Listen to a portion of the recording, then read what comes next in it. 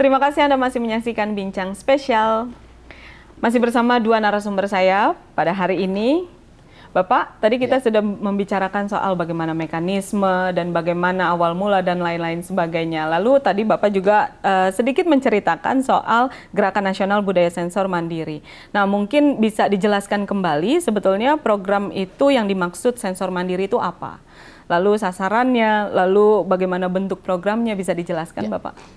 Jadi tahun 2021 yang lalu kami melakukan survei secara nasional ya. Betul. Kita menemukan fakta baru 46% masyarakat kita yang paham, yang mengerti, dan yang patuh terhadap klasifikasi usia di dalam menonton. Gitu. Jadi artinya masih besar potensi menonton itu ya anak-anak menonton film untuk dewasa misalnya itu masih terbuka. Nah berdasarkan hasil penelitian ini kita merancang sebuah program Gerakan Nasional Budaya Sensor Mandiri.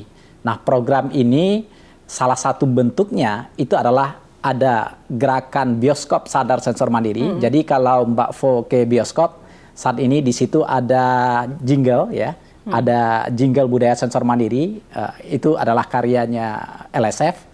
Kemudian kalau di belakang tiketing ada warna ya, warna biru muda, kemudian warna merah ya. Itu menandakan warna untuk setiap klasifikasi usia agar memudahkan penonton.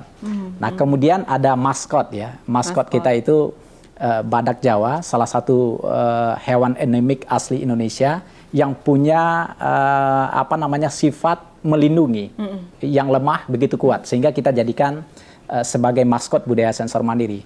Nah, selain itu kita juga datang ke sekolah, datang ke kampus, datang ke komunitas ya melalui gerakan LSF Goes to Campus, Goes to Community, Goes to School untuk menyampaikan informasi tentang literasi film ini kepada masyarakat.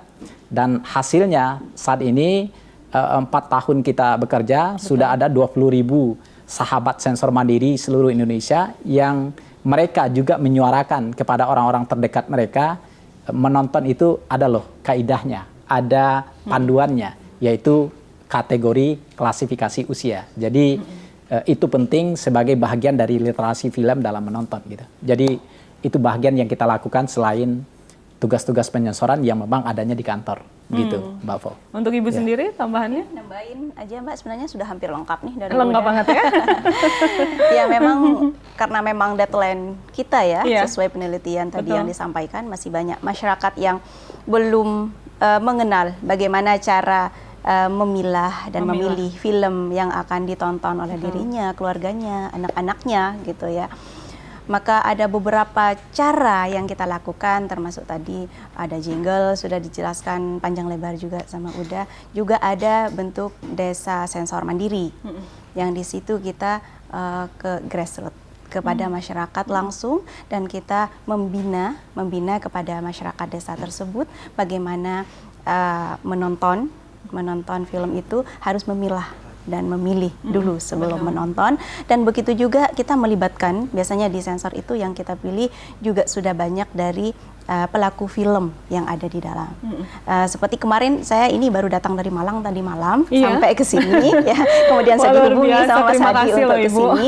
Itu juga dalam rangka kita sosialisasi budaya sensor mandiri di desa tersebut.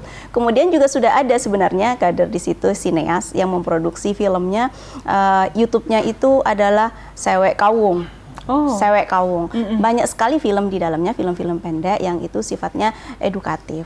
Tapi karena masyarakat kita juga masih lebih gemar nontonnya TikTok seperti itu ya, scroll TikTok, kemudian Instagram gitu. Belum kesana juga masih sekitar 2.000 viewer ya, walaupun filmnya itu sebenarnya sangat edukatif. Nah, itu kita juga melakukan pembinaan ke sana bagaimana membuat filmnya itu sesuai standar-standar yang sudah ditentukan.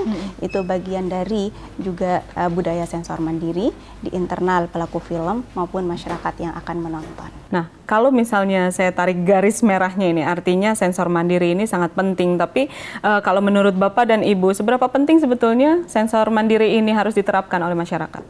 Ya, sangat penting ya. Kalau kita belajar misalnya kalau di luar negeri setiap negara itu punya lembaga klasifikasi masing-masing yang tugasnya adalah mengklasifikasi, menggolongkan setiap konten tayang dimanapun, apakah televisi, bioskop, atau jaringan teknologi informatika. Nah, kalau kita di Indonesia, namanya masih lembaga sensor film, artinya menilai menelitinya masih ada.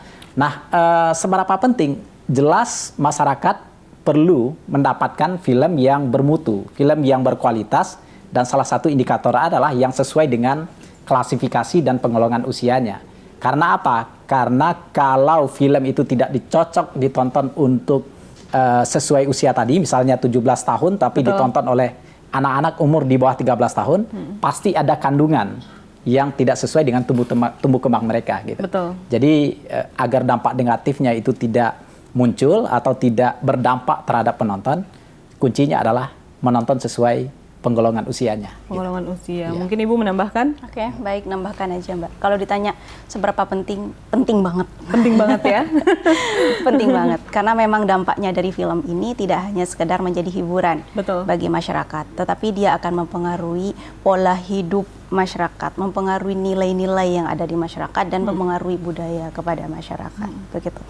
Kalau pernah ada cerita dulu anak kecil kemudian smackdown temennya gitu. Oh iya, betul, betul. Itu Ternyata sering itu terjadi adalah ya. dampak dari tontonan. Maka itu yang seperti kita sudah jelaskan tadi, perlunya menonton sesuai dengan klasifikasi usia tentunya juga. Kemudian sekarang juga di era global, di era digital ini, arus film juga menjadi pesat juga. Sekarang anak kecil, anak-anak muda kita, milenial kita sudah tidak mengenal lagi yang namanya tempe mendoan, tempe menjes, ya kan? Dengan budaya kita juga sudah menjadi langka di negara kita sendiri, di rumah sendiri. Mereka lebih suka dengan makanan takoyaki misalnya, ya kan? Kemudian dengan make-up-nya juga sudah berubah, begitu kan? Ini sangat mempengaruhi. Selain juga dampaknya secara ekonomi, mungkin mestinya dia mengkonsumsi produk-produk lokal kita, ya, menjadi pendapatan negara kita. Akhirnya dia mengkonsumsi produk-produk luar dan menjadi income bagi negara luar juga. Begitu juga dengan budayanya. Budaya kita ketika tidak dijaga maka akan hilang. Begitulah mungkin fungsi salah satunya dari budaya sensor mandiri. Artinya sangat penting. Sangat penting. Sensor mandiri. Penting banget. Oke. Baik, kita nanti akan lanjutkan kembali, namun kita harus jeda dulu. Pemirsa, kita akan lanjutkan kembali diskusi saya bersama dua narasumber saya pada hari ini. Untuk itu tetaplah bersama kami di Bincang Spesial.